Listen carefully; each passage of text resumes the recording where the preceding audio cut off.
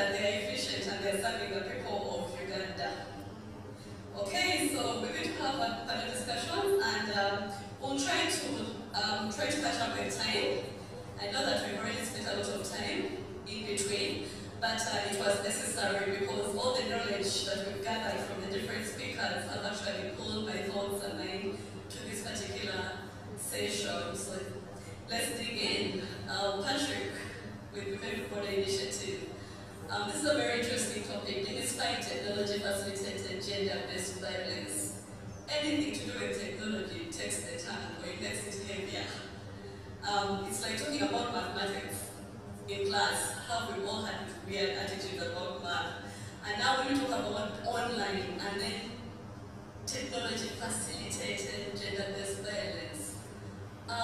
In just a few sentences to you, legally, what is technology facilitated gender-based violence like? What is that offense? Because we're talking about violations of women's rights and all. So for us to be talking about this discussion, this topic, there has to be a legal framework on this topic. Do we have that framework that defines what this violation is? How do you know that your right has been violated? What are those ingredients of this violation? Briefly.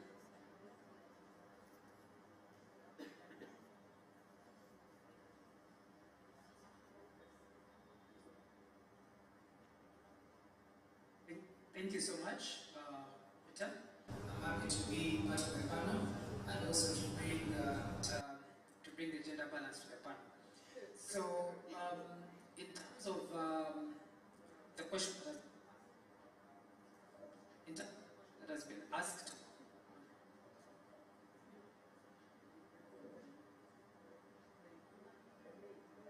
on what technology facilitated gender-based violence is, the simple answer is that these are offenses that are committed online. So essentially, we have a space that is a digital space that many of us are part of. So a number of offenses take place in this online space. And examples include hate speech, examples include doxing, cyber harassment, cyberbullying, and all those things that happen, cyber stalking. So all those things are the offenses that exist in the digital space, and this is what constitutes technology facilitated gender-based violence. So in terms of the framework, perhaps I could look at it in terms of 3 stages, in terms of the framework that exists on the global scale, the one that exists on the regional scale, and then I can come down to the country. So previously, these are crimes that are beginning to exist. In other words, the landscape of these crimes is beginning to emerge, and so the frameworks that we originally had, that is on the international scale and the regional scale, is framework that is not exactly able to capture many of these offenses. For example, if you look at the Universal Declaration of Human Rights, the International Convention on Civil Rights, what they exactly capture is really about privacy. Your right to privacy, your right to enjoy peace, your right not to be disturbed, your dignity as a human being. But then they do not go deep into the aspects of the cyber harassment, the cyber stalking that we do talk about. So if we come down to the country, so in Uganda we've tried to have a bit of steps that have been taken. We've had the Computer Misuse Act that has been enacted. Previously, there was the Data Protection and Privacy Act that was enacted, but perhaps I could discuss briefly about the Computer Misuse Act. Now, the Computer Misuse Act was brought or put in place to come and deal with these emerging crimes or cyber crimes. But now, the problem that this act has is it has got to balance rights and limitations, because individuals have rights. People have rights to express themselves, that's the freedom of expression, and of course, this freedom of expression has to be balanced with not being able to offend other people, in other words, the limitation. So this has been the biggest challenge because there was the Computer Misuse Act enacted provisions. For example, there are provisions on hate speech, which is a good thing, provisions on child pornography, which is a good thing. There are provisions on cyber harassment, which is a good thing, but the challenge is there have been certain provisions, for example, offensive communication, which has been shut down by the courts of law because it does not meet the constitutional test. And this is the biggest challenge that the Computer Misuse Act is having, and the Computer Misuse Amendment Act, which is now in place, that has provisions to do with the misuse of social media. So the biggest problem, and the good thing, I'm on a panel with the First Parliamentary Council, she will perhaps help us, because these provisions are problematic because of vagueness, one, but majority of them do not meet that constitutional test, because the constitutional test requires that your aim should not be to limit a right. That's number one, but limitation of the right should be secondary, but promotion of the right should be primary. So the difficulty in this terrain is going to be if you posted your picture on social media and someone commented, should that person be taken to the courts of law because of a comment that they have made? So in other words, they have a freedom of expression. You say, I think they can make a comment to that picture, but that comment, in terms of what we've seen with the law, is that there's a possibility that it can be criminalized. And later, I think we shall have a discussion around the effectiveness or to see if these laws can actually be appreciated by the law enforcement officers who are supposed to enforce some of these laws. Thank you. Thank you so much. I hope I'm audible. You already delved deeper, and I like that you're setting the pace. When you look at online violence, do you really think we have like a sufficient law? Because you've touched on the Computer Misuse Act. We also know that the Constitution is very promising when it comes to protecting, equality before the law for women, and then also, doing whatever it can to ensure that women enjoy equal rights as men. Ministry of Gender said we have a sufficient legal framework earlier on. And of course, he also acknowledged that the Anti-Pornography Act was annulled in 2021. And we also know that Uganda is a very progressive country when it comes to affirmative action and addressing gender inequalities and inequities within context. Do you think we are doing well in terms of technology-facilitated gender-based violence, given the fact that we borrow from the international covenants, treaties to the regional and then to domesticating? Do you think we have that something special that global can guide us?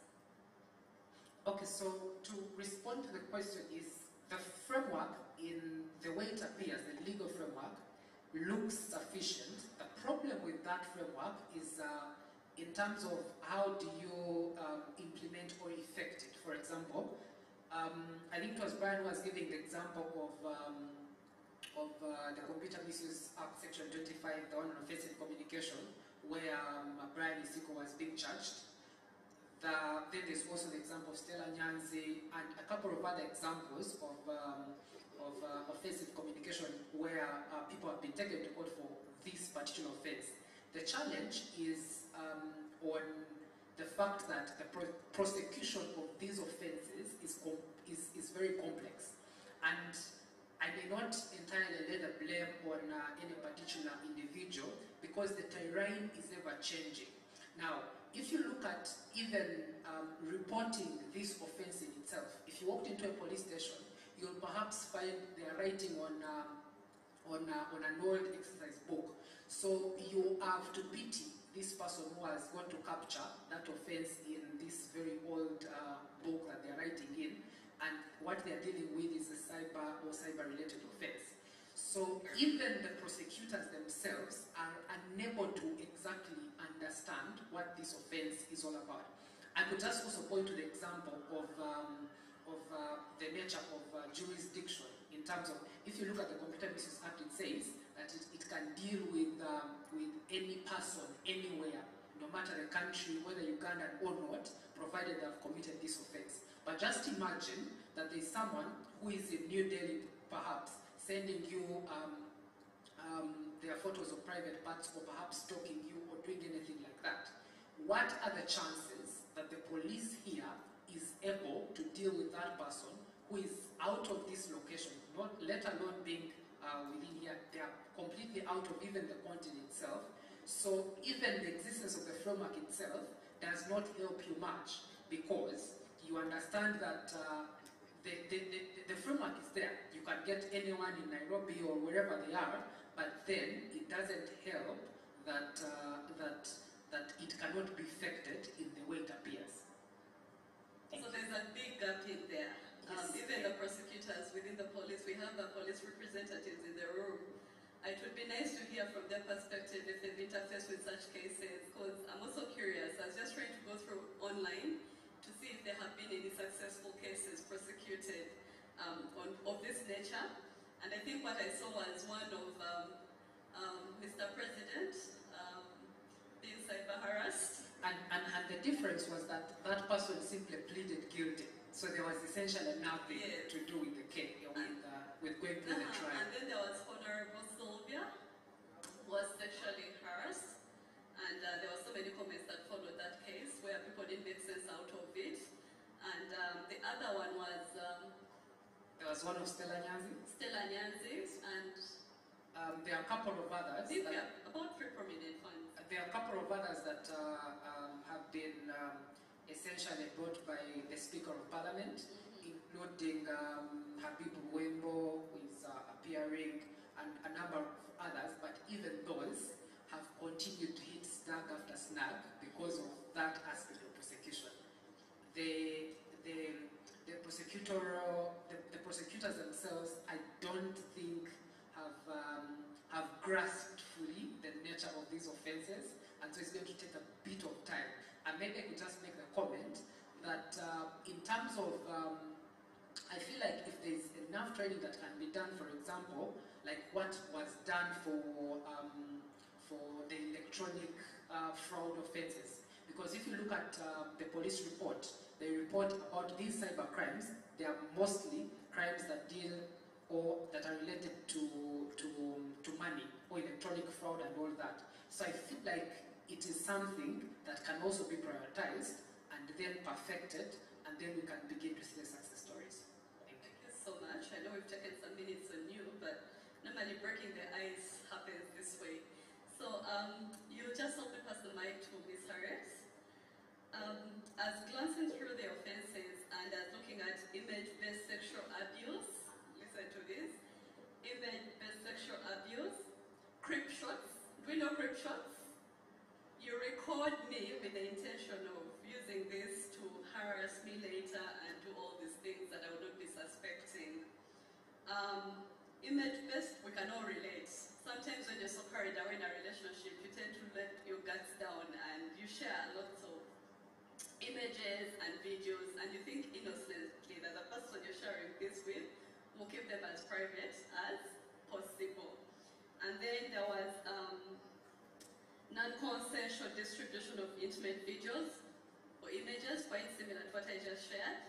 And then sexploitation, someone talks about it already, where it's commercial exploitation of sexual content or conversations and all these. We've seen dating websites that have all this. There's sextortion, same, like the word extort, where your images and videos can be used to coerce you to do what you don't want or to even get money out of you.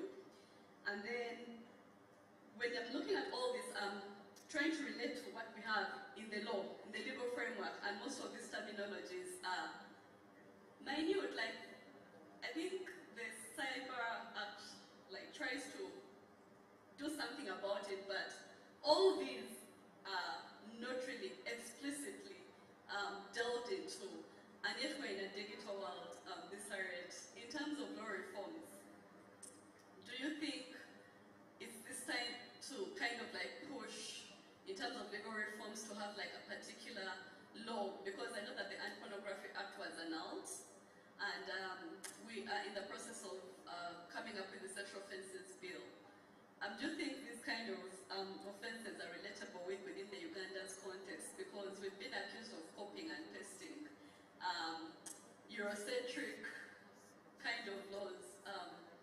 Tell us what you really think. Is there a future for us because we see Blink right now? Yeah, thank you, Dorothy. Yes, I think there's a future for us, and the conversation has started today because we're part of the global world. We are women, first and foremost, but we know that every woman beyond our boundaries is probably facing some problems, like we are in regard to this technology-facilitated gender-based violence. So I believe, first of all, we have to know that the law is evolving, is always evolving. So we could have a starting point, and we shouldn't be disoriented by the fact that maybe that one was annulled. It was probably not the right time for it, and it is something that we could revive. Or better still, use what we have to have an improvement. Because for me, the terminology is just a term that is used elsewhere, but the effect on the person is probably the same. So as much as the Computer Misuse Act tries to define, we could actually come up with our own definitions that we feel appeal to our situation. Because we know that culturally, the way we say some things also differs depending on your cultural background. So we could adopt our own ways of describing those things, but knowing that it is that offense that we are addressing in the law. And the law gives space for amendment. You could actually amend every year, if possible, because we are aware of the fact that these crimes are ever evolving, just like technology. The terms we are using today could change within the next hour. Yeah, sextortion can become something else. So I think we need to address that effect that it's having on the person, coin a word around that, and then have that in the law, but also not shy away from always keeping on track to see how these crimes are evolving and having them addressed as we draft a different legislation for purposes of curbing this vice. Okay, you wanted to respond briefly? Maybe to piggyback on what she was saying, I think in regards to law reform, our biggest or first win has been in the input civil society has had in the sexual offences bill. I think a few weeks back, our policy with other organizations together, FIDA movement met the movers of the bill, Honorable Wanadege, and the seconder as well, to include technology facilitated gender-based violence into the sexual offences bill, because the sexual offences bill is a consolidation of all other laws. And so our argument was, look, we cannot continue to talk about sexual offences without addressing technology facilitated gender-based violence. And one of our highlights was, we will define the language. These are the recommendations we have. These are the violations that happen in regards to facilitated gender-based violence, and they are sometimes sexual offences. And so for us, when with the lawyer in the room, the council in the room went back, inculcated the recommendations. I know it is too early to clap, but just a win for us to hinge on when it comes to law reform on the journey that we've begun in making sure that facilitated gender-based violence is actually acknowledged and recognized as a sexual offense as well. Yeah. Remain with the mic because I'm just going to come right next to you. When we're defining technology-facilitated violence, a lot of things come to mind. Because we're dealing with an era where, I don't know what kind of percentage of the population, about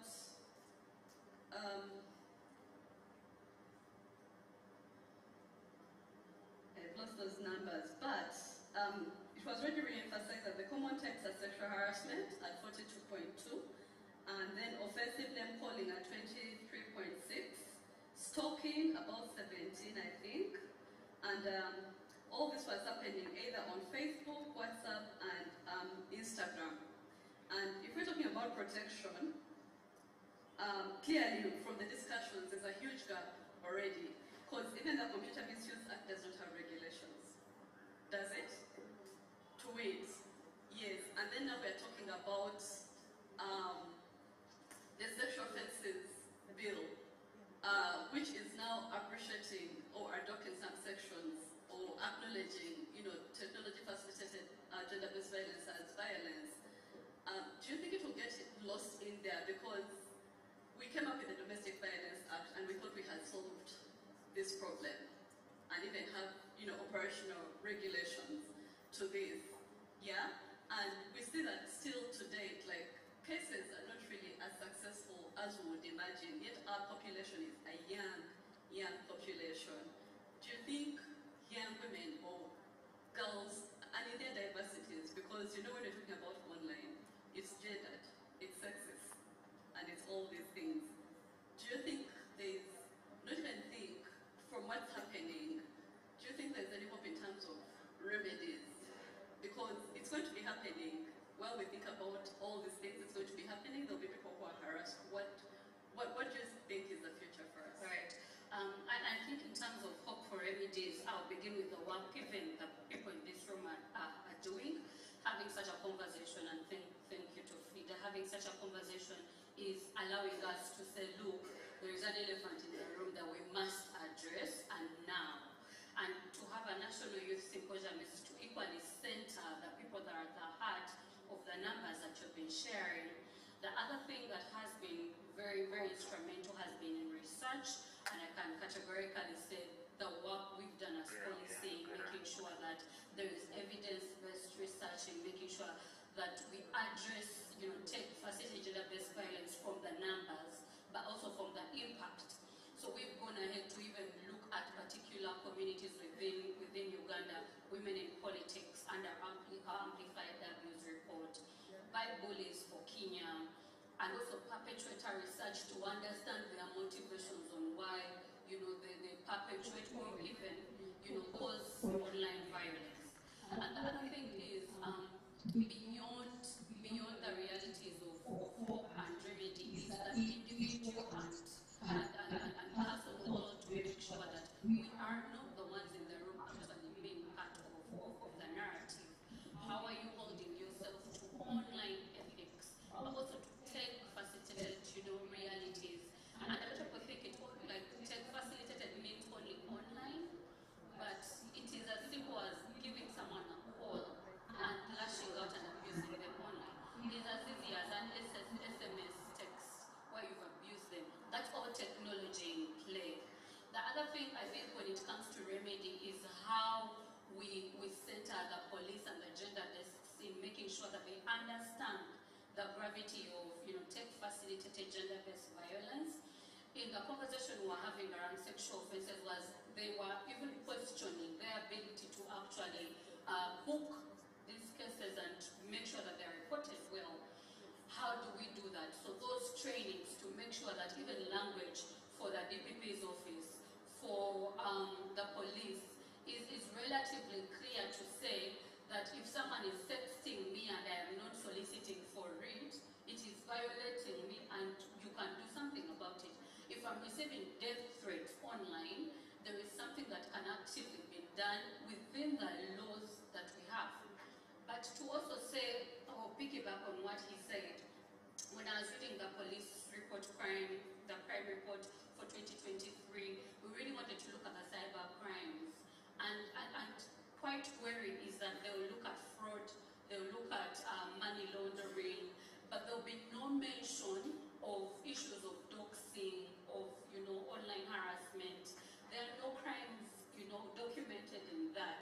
And so it's a clarion call even to the police that while we make the annual police report, we make sure that we will look at those beyond even the person of the president or even politicians that are known to us.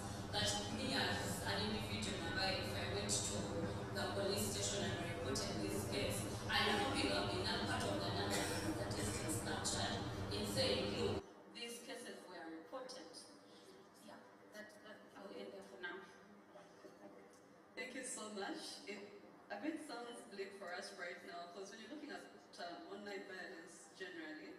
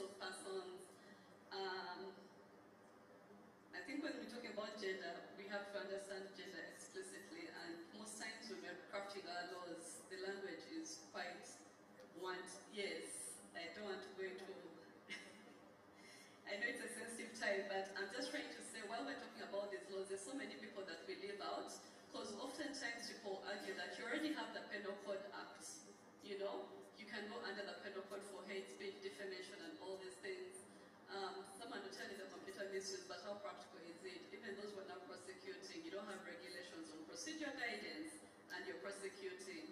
And then you clearly mentioned that most of these cases that have seen daylight are mainly politicians, and you know, it's not related to gender-based in the real sense of sexual gender-based violence, because we all know that when it comes to women and girls in their diversities, their person of the person is mainly attacked. And so I just want to understand from Harriet's perspective how the justice system is helping us. Do we have cases that have been prosecuted successfully, specifically on sexual gender-based violence online?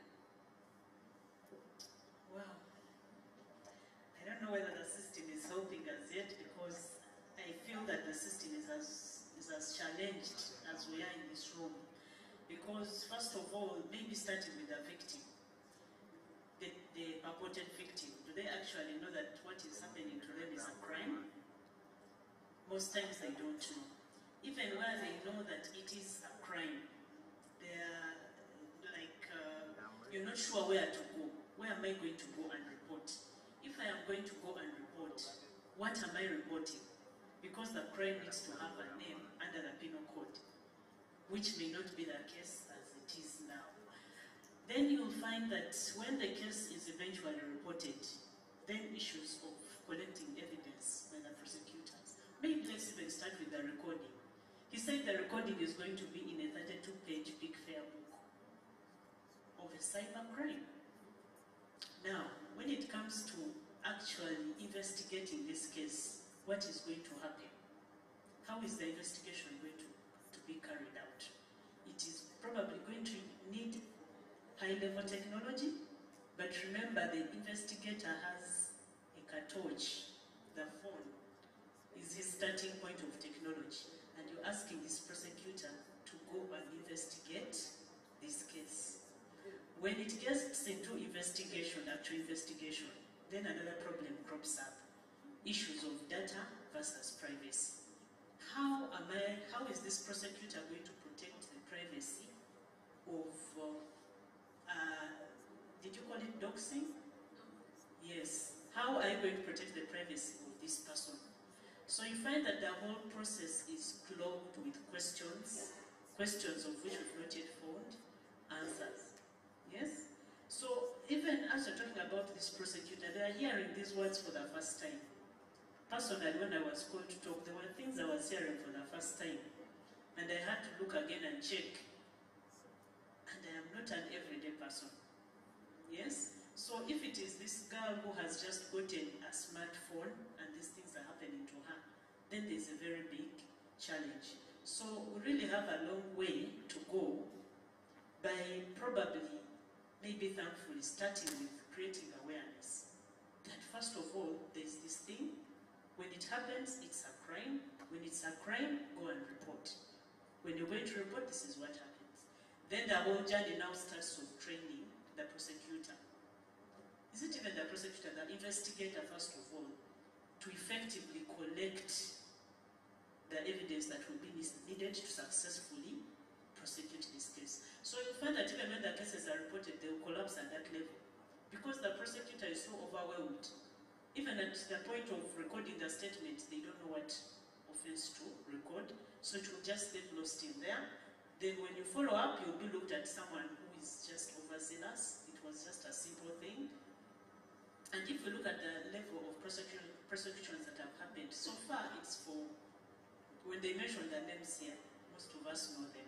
But we've not had a successful case of some unknown person from Kedia, for example, who has reported, had the case investigated, prosecuted, and concluded. So I think even before we start talking of the law, there's a lot of work that needs to be done at this level, and thankfully, this is probably one of the spaces that would help to raise this awareness. There's a lot of training and capacity building that needs to happen, or even just talking about it. Because you see, even the person who is committing the offense doesn't know. They think they are being funny, but you're hurting someone. Even us in this room who are forwarding, we are actually committing offenses. Yes, but how many of us knew that we are committing an offense by forwarding that video that we are forwarding of this singer whose nude photos have been exposed? We are all laughing at the back of it, but we are actually committing an offense and worsening the pain that this person is going through.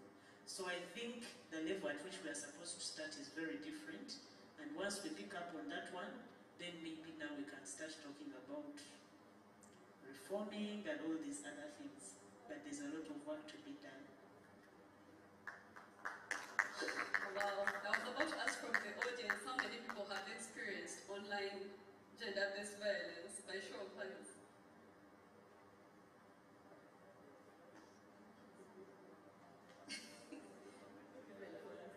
The hands are not exactly like, even the confidence to say that I was, No? How many? Okay, how many can relate to what is going on? Okay, how many would have the confidence to attempt to report a case? Wow. This feels like we are on a pan of Greek, like in Greek-speaking Greek right now. But I think that shows you that there's a lot that we need to really do, because people are actually getting suicidal. Someone said that it translates from online to offline.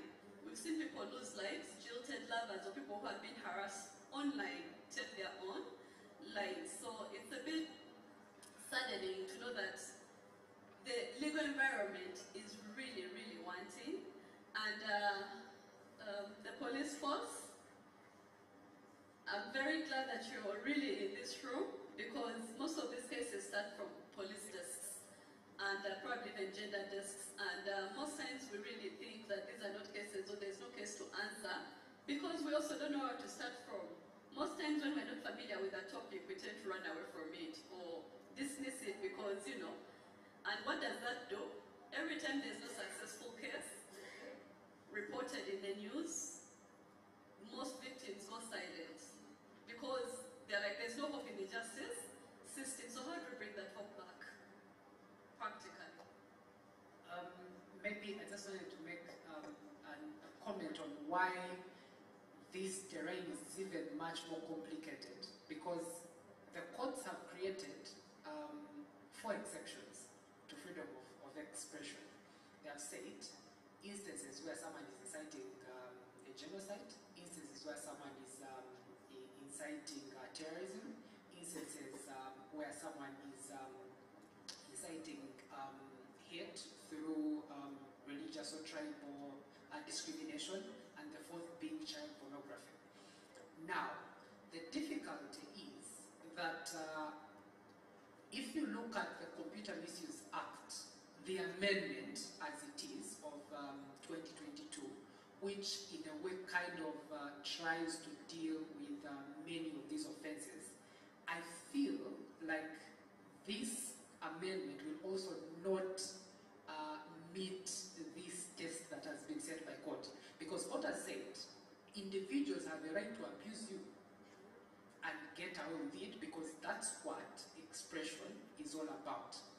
Now, and when she was talking about how they're trying to incorporate provisions in the Sexual Offences Bill, I feel like you have got to be more careful, more deliberate in how that wording of those particular provisions are, because it looks like from that case of Andrew Barakat versus Attorney General, where I challenged the provisions of the Computer Misuse Act, it looks like the test has been really set high, and increasingly it looks like people's freedom of expression is something that that is preferred as a right compared to this other person who is being abused or anything like that. And also, maybe to point out, is that the biggest recipients of this kind of abuse are women, of course, but also women in high or particular high positions like politicians. And increasingly, courts are even more less sympathetic, not more, less sympathetic to these ones, because they're saying you're a public figure, ideally you must have a thick skin. If you don't have a thick skin, then you need to just pack up and go home. So that also, again, complicates life because these people are also human beings in as much as they are public officials. If you have everyone abusing you every other time you are posting anything online, then it definitely gets to you, and so that also adds to the already complex situation that we're going to be dealing with. So maybe we're going to have to find a way of navigating that particular complexity in terms of how we want the particular provisions of the law, and also how the guidelines need to come about. Thank you. Thank you so much for those insights. Clearly from the conversations, as we speak right now, we are an endangered species, especially women and girls, because much as the harassment is was to go to the men for boys, the biggest burden is definitely on women and girls who are definitely silenced most times, or agency and all this is taken away. You're already struggling for your space, but you're again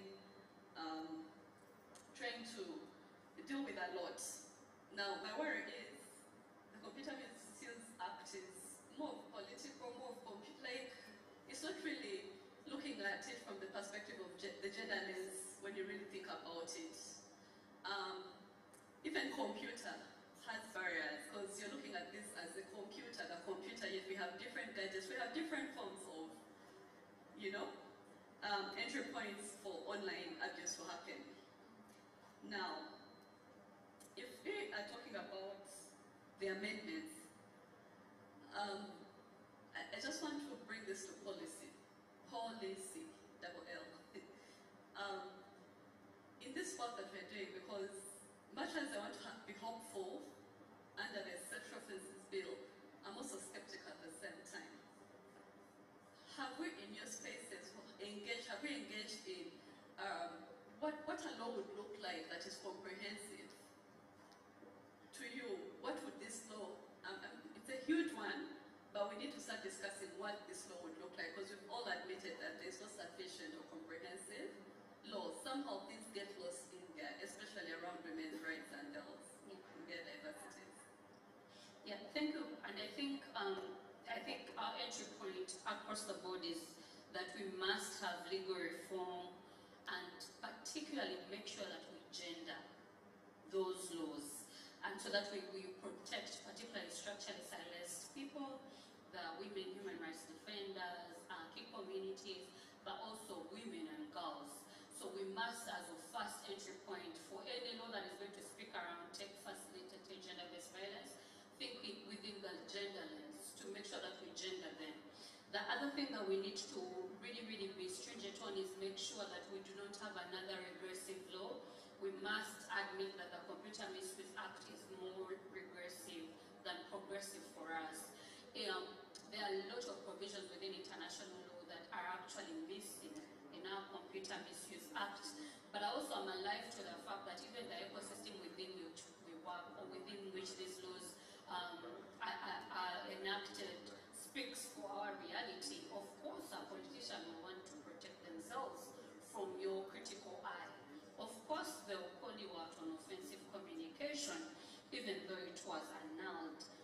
Then the other thing that we must, as of first importance, also think about the technology development realities that are happening. How we're going to prepare our laws for AI, for machine learning, for deep fakes, particularly even for women in politics as we're going to the new election years. Are we prepared for the realities of deep fake? Are we prepared for the realities of AI? We must, in our legal reform, think about those conversations, but also provide legal captions and clauses for them. So for us, the work is cut out for us. We'll constantly lobby and look out for government and find allies that we can work with to make sure that we push for law reform, particularly to revise a law like computer misuse, but also to think about a tech-facilitated law that encompasses the rights and beyond the limitations that are present. I fear having too many laws that duplicate conversations, and so when we speak about the sexual offences, it's more of a consolidation. So maybe perhaps even in the laws that we have, we should push for a consolidation of all these, we have already ratified some of the international provisions, so maybe beyond borrowing, align ourselves with them. Do we have policies that speak even to take facilitated gender-based violence that we can anchor ourselves in as a country? The idea of protection should go beyond just having the law there, but even, what happens if in the event that I cannot get justice within the courts of law, what provisions for protection are there for me as a person? So yeah, for me, that is that for me. But as civil society, we continue to fill the gap of training, providing digital security and safety trainings, making sure that even the individual first can protect themselves, having reform conversations with perpetrators to make sure that they understand the impact of their actions on people online, and so that they can refrain or even reform and become champions for safety online. So for us, we'll fill that gap, we continue to fill it constantly. Yeah. Thank you. Pass it on to Patrick. Patrick, looks like locally the laws are failing us. Do we have any hope within the regional mechanisms or the global? Because most times when we are flabbergasted, sometimes accountability can happen on different levels. Because we know that we appreciate the steps that Uganda reform has taken after 20 years to give us the real red volumes and the blue ones and these amendments, but we know that the process is lengthy, it's long. I could give back today and my baby could marry before such a law is enacted. So is there any hope at the regional platforms or the global where we can say, Uganda, you need to account for the many lives of women and girls who are facing these injustices and minority refugees locally? I think the hope that is on the region and international is just a small glimmer, if I could say, because as I said earlier, that the nature of the international and regional laws as they exist now are in such a way that they were enacted before many of these laws, many of these crimes came about. Essentially, most of these laws are before the internet age. So you'll find, for example, if you could pull out the Maputo Protocol, that's the one that is specifically on women on the African continent, you'll find that the two closest provisions you'll have is the provision on where they say a woman will have her right to peace. Yeah? But peace is a bit broad. Even the explanation that is within that provision is not gravitating towards technology per se, but they say peace or peaceful coexistence. In other words, without any form of they call it any form of harmful practices or any form of harm. So you have to really interpret it in kind of like the broadest possible way. Then the other is probably on dignity, but even that is kind of a bit complicated. Then if we go to the international plane, then we would be looking at the ICCPR, that's the International Convention on Civil and Political Rights. That one, the closest that we could get to is on privacy. Yeah, but we know how complicated privacy is. So we are saying that people shall have a right to enjoy their privacy. But what complicates it is, if you're posting your photo on a social media platform, really, there's no way you can expect to be granted privacy because you have ideally brought yourself in the public. Yes, agreed, you can delete it, but my point is that why it would be complicated for you to rely on privacy is because you have come to a public platform, so the possibility of you enjoying privacy, so perhaps that's why there are features that have been introduced to have a specific category of people viewing your stories, maybe, or viewing your particular images, because then you have control over those kinds of people. So even on the international plane and the regional scene, it's really really, really complicated for you to... My head is telling me let's sue Elon Musk and all these guys who own these digital Yeah, platforms. perhaps. Bring petitions before special rapporteurs or something to call for urgent action, because we can't sit back and just think it's normal as we wait for a law or things to happen. I think we just need to get more creative. You know, engage special rapporteurs probably. I don't know how far we can stretch. It has happened for, the only problem is we're such a poor country. If you look at the US, for example, because they have control over these powers, they have called the owner of Meta to answer on things to do with child pornography, for example, because these are risks that you create because of the platform that you have. But because of the nature of economy that we have and all, the only thing perhaps you can do is to block these sites like we've done for Facebook. That is the only way we can do it, but even this is problematic at a whole different level. Okay, finally, Harriet, I still won't leave you because I feel like you still have the hope that we are looking for. Of course, you're challenged in terms of the whole TFGB being, you know, strange terminology, strange kind of human rights violations.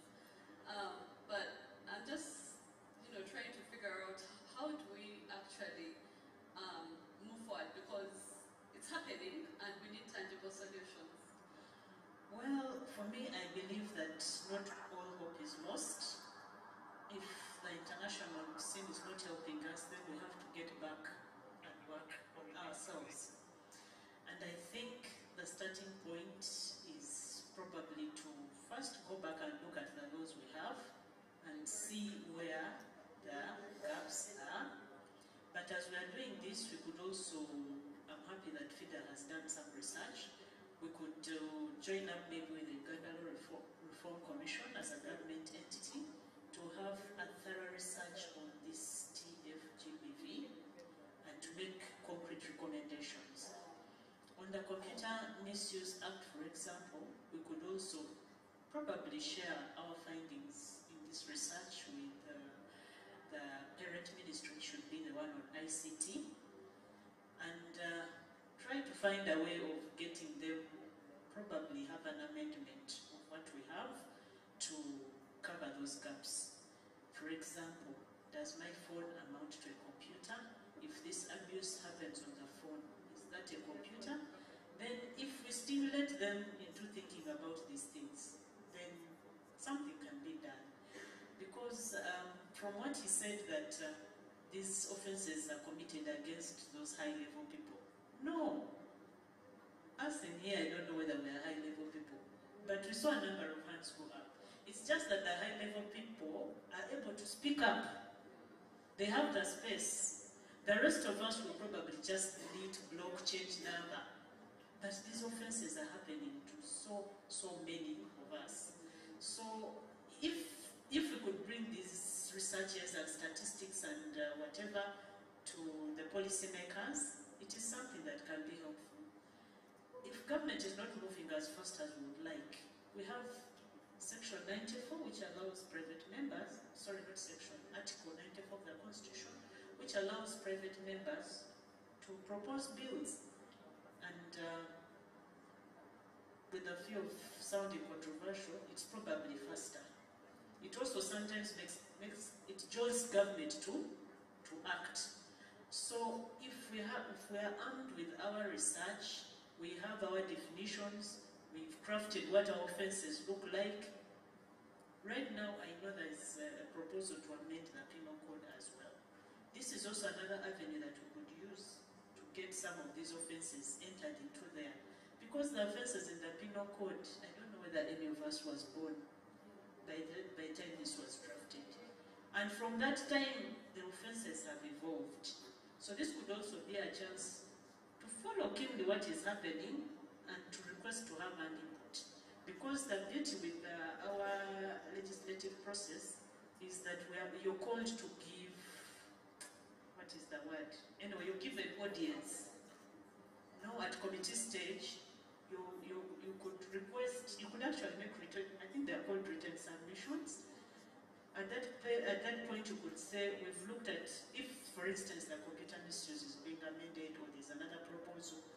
and you feel that your issues have not been addressed, that is the time for you to bring them forward.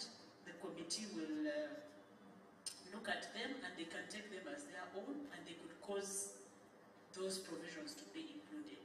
So for me, I think even without looking at the international, the solution is here with us, starting with us, those who have the researchers, those who know these things to the best of what they know. If you speak with authority and you arm with your data, the space is there. Private members, you could go to the parent ministries that house these laws. Sexual offences right now, I think, is being considered or something. You could have those ones that are sexually whatever fixed into these laws.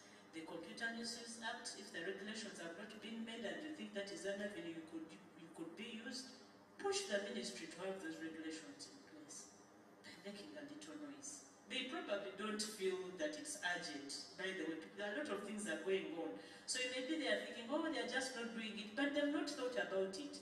But if you approach them and say, look, if you make regulations in regard to this, it will be helpful in this way and this way, they'll probably listen and they will feel maybe this is something we should be doing. Because computer misuse was 2022, 2 years later, there are no regulations. Have we looked into there to see that the areas the minister has been given to give regulations, we don't have an interest? If we do, this is something we would pick up on. I think she deserves a hand clap. She's been so objective and so real, not promising air like politicians and politicians who promise you the world and deliver hell. So I just want to thank you so much. I know that time is not our friend, and lunch is fast approaching. The right to food, I don't want to violate that critical right. But I don't know if there is any comment Flavia from the audience in terms of the discussions before we say bye. We could limit our hands to one, to two. Okay. Okay.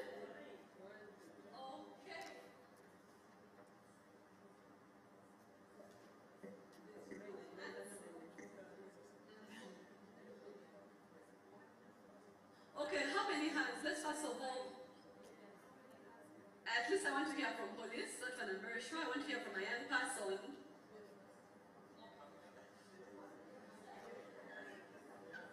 I was told to have 0 hands, so, okay. In the interest of time, we'll only keep it to 3 hands. Is that a deal? Yes. Yeah, so 1 here and then we'll go to the other sections.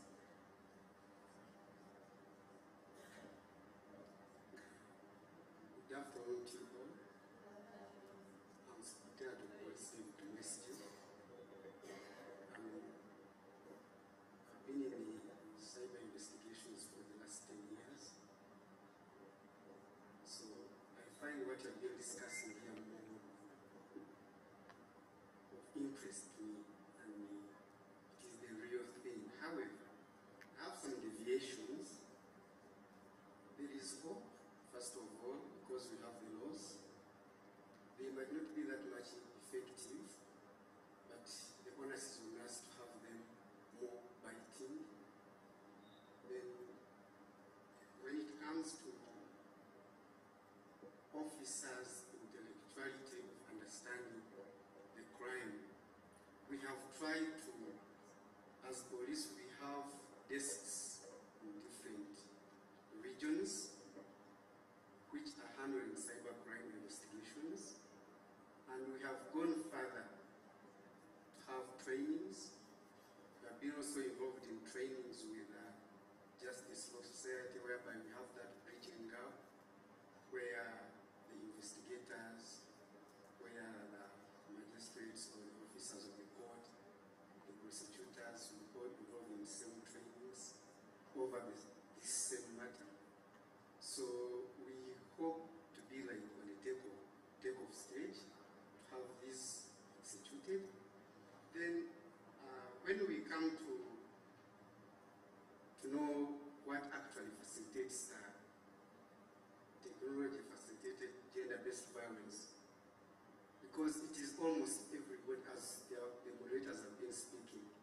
This country we are in young country whereby everybody is curious and wants to be online. I, for one, even if I wake up at 2, I find myself, I'm checking on the phone. And I believe it's everybody, not only me. So what does this mean? It means that we are having free access to this information which is available online. And the regulation is not say per week, like saying it's weak, but it is like a laissez-faire regulation. And this has opened us into many things that have come to us. You find actually, I'm surprised that here we are talking about mainly ladies or women and children, but there are men who have actually been victims to this. So to me, it is not only the child that we have to look only on the side of women, there are also men who are victims. So to me, in the investigation, you find like it is all because you are like, you receive this, you receive this, you receive this. But on a bigger extent, yes, women and children are the vulnerable people, but everybody is receiving this. There are threats.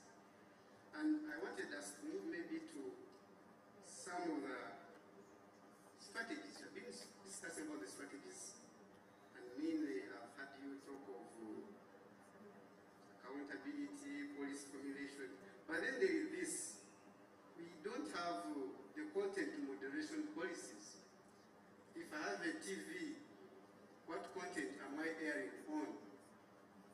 And am I mindful of the age which is trying to access this content?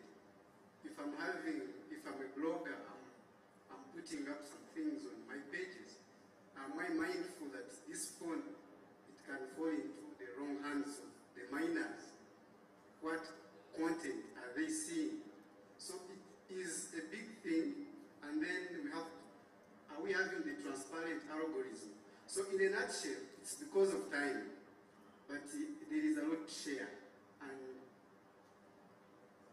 at the moment I can stop from there because I'm seeing I'm dragging it a lot, but there is a lot, so thank you. Sincere apologies for that, but thank you so much for your feedback. I am inclined to say that there's representation, but do we do one more hand and close the session? Just one more itching, just one. I will not So have how do we lady. know which one was itching? There's one here and there's one the other side. A lady probably? What? He actually was a standout, he's right. You saw that, right? Okay. I needed witnesses as Two well. more? Okay. Okay. So Flavia, strategically choose 2 more. Okay. Yes, thank you so Keep it much. within under a minute, I'm sorry. Yes, I will. Yes, thank you so much. Yes, I was the first one and I'm also young. First of all, I refuse to believe that the reason as to why we have police officers that are not aware of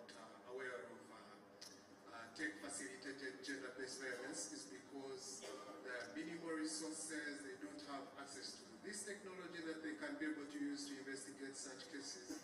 It's because there is no money for this. No, it's just because we have our priorities as other things and we are not focusing on this.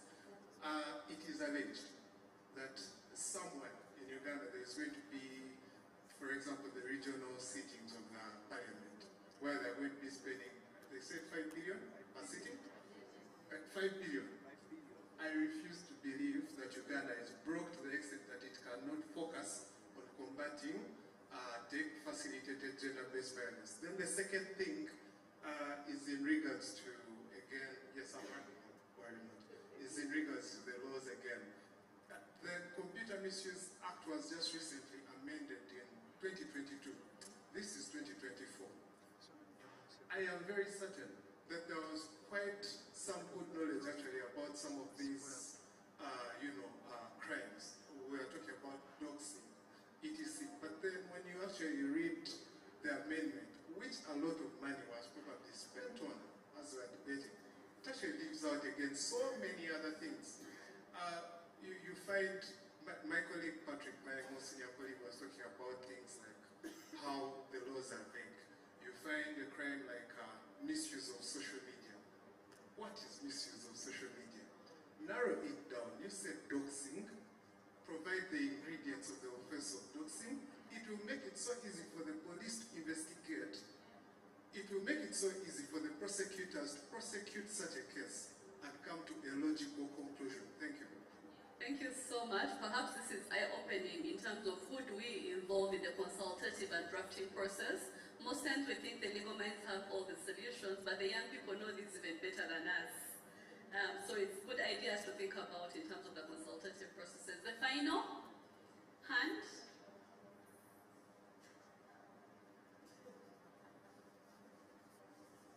Thank you so much, the panelists, for the informative presentation. For me, first and foremost, I want to address the issue of TFGBV in regards to institutions of higher learning, because there are many youth and universities. I was privileged to be nominated and a represented feeder in the reviewing the Makerere policy against sexual harassment. And one of the things that we raised, me and Professor Sarah, was to do with addressing TFGBV. They had also refused, just like in the sexual offences bill. So to the panelists, especially Patrick, that kept saying that the framework is sufficient, we need to ensure that more universities can review their policies. Makerere had that policies for 12 years without support from FIDA and other people and organizations. It would have never been reviewed. So I'm grateful to FIDA for that. But then my question to you is, what specific legal measures or any other measures can we do to ensure that we implement within the universities addressing technology-facilitated GBV? And then lastly, how can university institutions, how can they hold these perpetrators accountable and ensure that they legally protect the students? Because we know in all the people that suffer most, the youth that are in universities are always online. So how better can we protect them legally?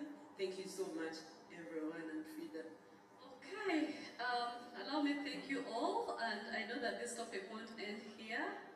We are all thirsty for solutions that are tangible, and I like the fact that you take us to learning institutions where most of the abuses happen.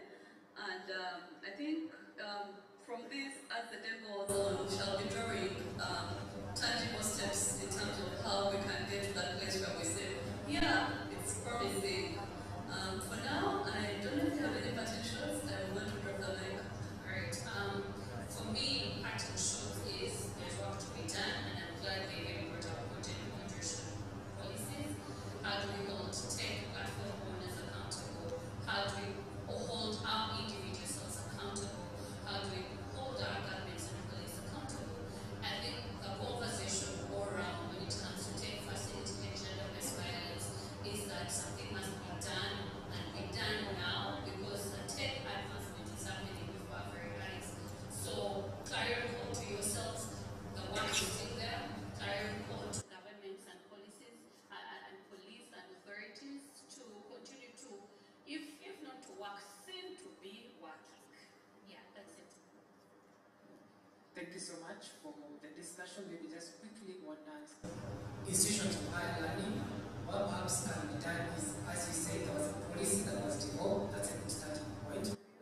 These policies can be implemented by the church, but broader than that, you can have, it's not enough that one should just be implementing it, but even because if the institution suspended you or if the institution expelled you, then the other legal enforcement people need to pick you up, the police, and what they will be implementing are these laws. So like David said, just simplify them, make it very simple, hate speech, cyber harassment, doxing, and all that, then it can be easy for all the enforcement officers present. Thank you. So for me, I will speak from the point of reform. The opportunities are there. We need to use them. The avenues are there. Like he said, let's domesticate these words. Let's say them as they are, and create these offenses and have them have ingredients and find where to fix them. If it's the sexual offenses, let's run with that. If they're made in computer misuse, let's be there. If we feel that we totally need something new, the avenues are there. We could use the private member to trigger the process, and maybe along the way government could pick it up. But for me, I feel that maybe we've not exploited these spaces as much as we should. The Law Reform Commission is funded to do these researches, so where we are handicapped in terms of finances, we could approach the Law Reform to see that they have this thoroughly researched on, because they also actually go visiting areas to see what happens. Because you might find for what we are talking about here, if you go to Karamoja, you might find that it's something totally different. Because this, as we say, they take different forms, these crimes take different forms. So we need to capture as it is now, but also if we don't capture everything now, we shouldn't feel like all is lost. There's the right time for me. I always believe there's a right time for everything. When it's the right time for the Marriage Act to pass, it will also pass. So when it's the right time, we just have to keep pushing until we may have to hand over the baton, or we may win the marathon. So, thank you. Thank you so much. It's the digital era. Support us to all calm down. Okay, if you want a hand over the mic. Round of applause for seeing the panel and all doing a stunning job. I was almost told that you should have been a panelist at this point, because you really have some really great points to home. It's unique that the man on the panel is not brought out that you saw my hand up, Patrick, at some point, because he really spoke about me. The thing about public figures is that when you're well known, is that there's an assumption that your image is owned, is that they can say anything about you because you do not sign up for it. And for me, the online space, I mean, I actually work on the online festivals platforms is where I reach out to people, I impact lives, but it's also the one place that is traumatizing to do anything. I actually look at a picture about 30 times before I post it, just to make sure the neck, the right angle of the neck, and is the arm out too much, and the nails a certain way, and it sounds like nothing, but when you've been on the other end of being trolled, of being called all sorts of things, and let me tell you, for me, it's so much that maybe the first person X does it and says something about you and demeans you and body shames you. It is the fact that we're in a society where everybody else will make it trend, and and you then don't know how, because is the online space different from the real world? How do we match the two? Because if I meet and we're trolling each other online, how do we bridge this together? So I also understood when there was a comment, but you may be saying things and somebody will register what you're saying. And they're saying, okay, but they're not really registered. Yet it's actually happening to them. I've dealt with police, I've dealt with everybody and anybody. I've even met the person who's written things about me. I've gone through every part of the law and case that I go through. And unfortunately for me, things did not end well because I didn't get justice, as the lawyers in this room would say. But that made me get off certain apps. I'd rather not engage. But the problem is that people out there use our names. You know, they'll go online and create any page because some of these platforms that use, we want to sue Elon Musk, I think, add Zuckerberg on that list. Because we went to all the way to, because for me my case was on Facebook. And I had very many people who had, you know, we gotten to the level of actually having a conversation with Facebook. And I was told, oh, you know, the thing is, we know who you are, but just every time someone pops up or says something about you, just deny or release a statement. That's 100 times every month. I have to release a statement. And then, now to bring it home, that comment where you said the person in Karamoja won't understand, or the next person, language barrier, you'd meet people who say, but I didn't really understand what you wrote. Or they take one part of the entire paragraph and say they understood that. So there's so much we're dealing with for us victims to actually get the justice we deserve. So when you see us, we smile, we talk, because we've gotten to a point where we're numb. I'm numb. Because for me, I know if I post, it's almost natural to expect for somebody to body shame me, or somebody to say something about me, and other people chip in. And let me also say this, even if it might be controversial, it is even more painful when the gender-based violence comes from real life to tech, from tech to real life. Because you don't want to show up to work and the men are saying, I saw this, and they start the conversation rolling. So now you're dealing with what was on tech in real life. Then, so where do you get justification? Do you go and fight tech, or do you come and fight online? So this is an uphill task. You know, I even thought, do I say something about it? Do I not say something? But I have faced the wrath. Me, I have faced it. And they'll say anything about you, do anything about you. Now in the era of AI, I'm in tech, I'll tell you, AI is a beast. And you think you have trouble now? Wait till people figure out what they can do with AI. You won't even be able to find them. Yeah. But that's food for thought. Now, bring it back, bring it back. So I really wanted to hear from a fantastic woman who's dedicated her career to, fighting for our rights. And in fact, she's executive director of Women Human Rights Defenders Network. Their vision is actually for a society where fundamental human rights are upheld, but most of all, respected. But I have been told we won't be able to hear from her, but she's dedicated that role to Esther Nyapendi, who will be representing Executive Director Brenda Kwanza. So, those are big shoes to fill. Welcome.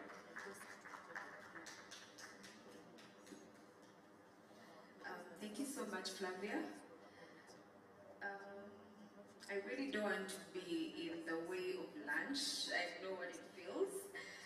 But particularly also allow me to divert the conversation, since a lot of, demystifying what technology facilitated gender-based violence is.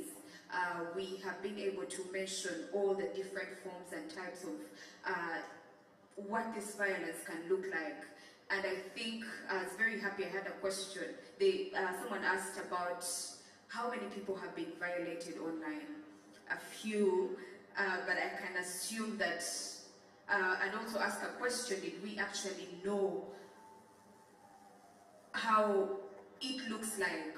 I mean, when we talk about doxing, some of you cannot probably understand the language, but we can imagine for all of us that have been able to participate on online platforms, I can imagine you've shared your name, you've shared your phone number, you've shared your, location, and all these other things, and that defines a digital footprint of who you actually are. And like I said, I'll deviate from what I was supposed to speak about. I am very passionate in just giving you a lighting moment on how to actually combat these technology facilitated gender-based violence. And I think most importantly, one is speaking around enhancing our digital literacy, through education and awareness. And that comes in hand by us not just being aware of how to use the technology, but also how to protect ourselves, understand what does doxing mean, what does trolling mean, what does hate speech mean. And I think when we speak about human rights defenders and the issues that they face, I truly want to include the digital surveillance, and very passionately, because we all use technology, and in one way or another we have come across someone sharing you a link, and it happens that they want you to click the link. You can identify that it comes with urgency. Someone tells you, click the link right now to do ABCD or to update ABCD, and we've all fallen prey on clicking those links. And ideally, I think when I talk about education and awareness, I want us to really, put ourselves up to date around these types of violence.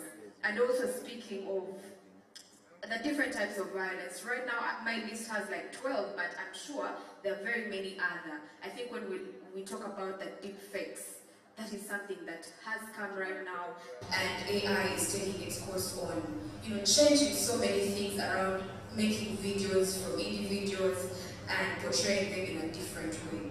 Also talking about navigating social media, I think our learning here is around ensuring that we use our privacy settings effectively when it comes to all the social media platforms, and that is why I would really want to talk about this, that we have talked about all the downside of the technology-facilitated gender-based violence, but I think it's right about now that we understand that to a certain extent we have the power, to control all these things, and that is through our privacy settings. They've already mentioned you have the power to, control who becomes your friend, who sees your posts, who, tags you on a certain post and so on, and I think that can really be effective in ensuring that your safety is.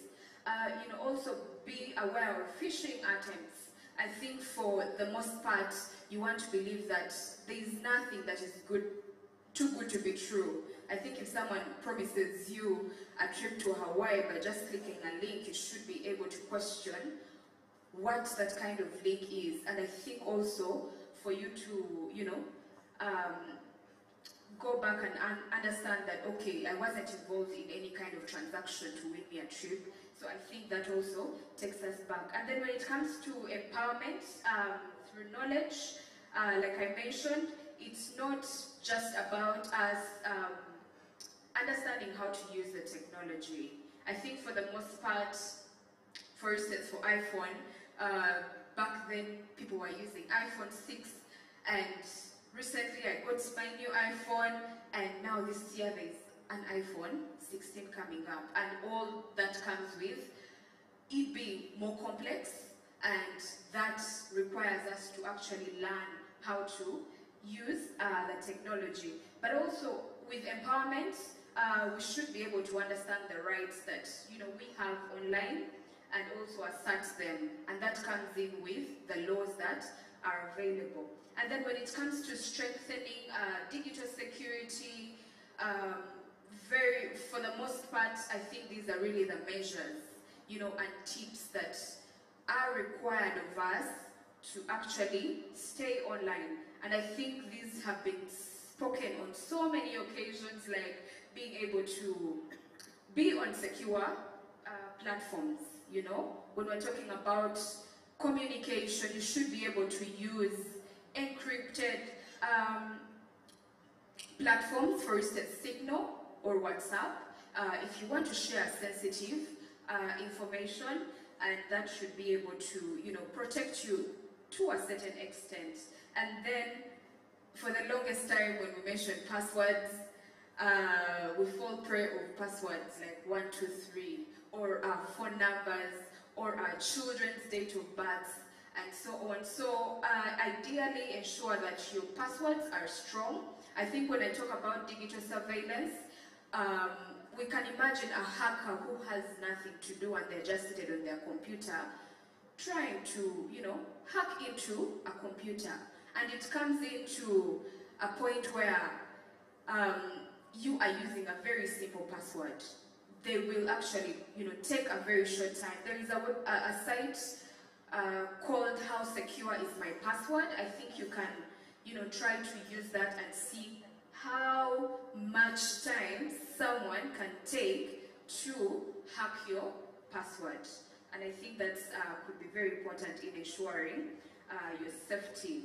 And as well, based on the subject that I'm supposed to speak to, that is to the women human rights defenders, and I understand that we hold a lot of sensitive information that we need to keep to ourselves, but also regularly doing software updates.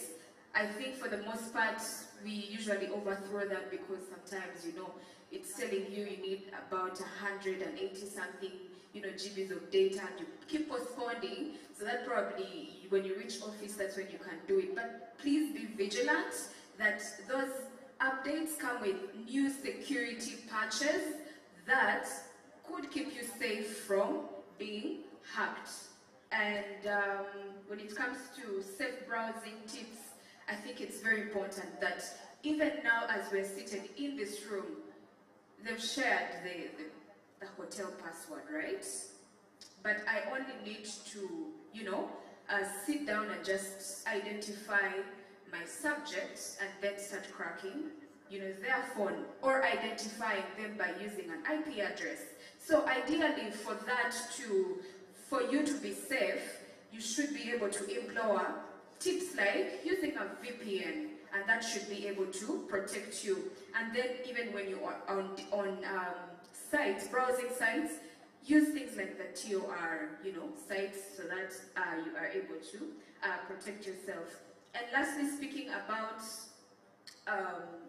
how women human rights defenders can ideally protect themselves from the different forms of technology-facilitated violence, I'll speak about prioritizing self-care and safety and well-being.